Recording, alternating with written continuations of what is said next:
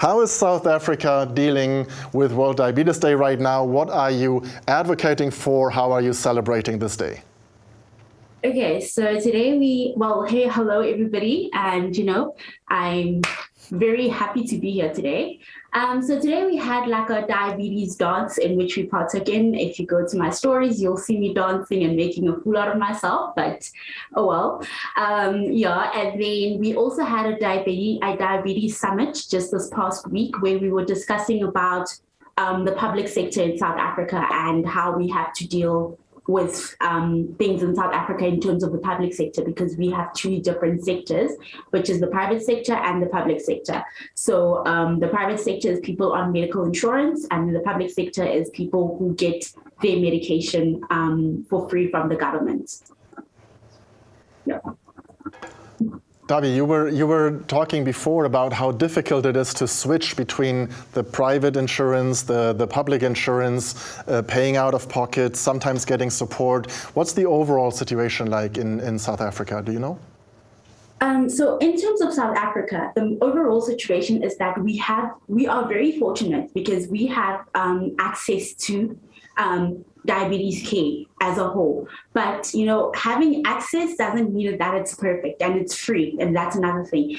And obviously that comes with a lot of limitations, being that, we have 11 different languages in South Africa. So coming up with a policy just in English is not going to help people in the rural areas who don't understand English. And then secondly, our health systems are very different in each province. We have 9 different provinces in South Africa.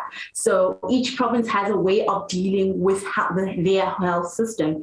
And also another big problem that we are facing in South Africa is the lack of resources, the lack of diabetes education, the lack of things that help us. It is free, and getting insulin is free and your medication, but it's not adequate.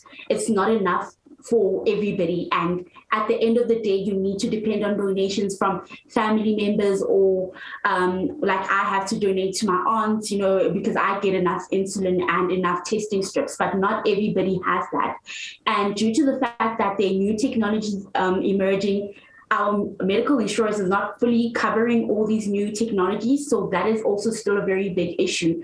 And you find that people like me, I still have to go and purchase a CGM. And that is not feasible for me because I do pay for a medical insurance. So it's an extra amount on top of an amount I'm paying already as a substandard.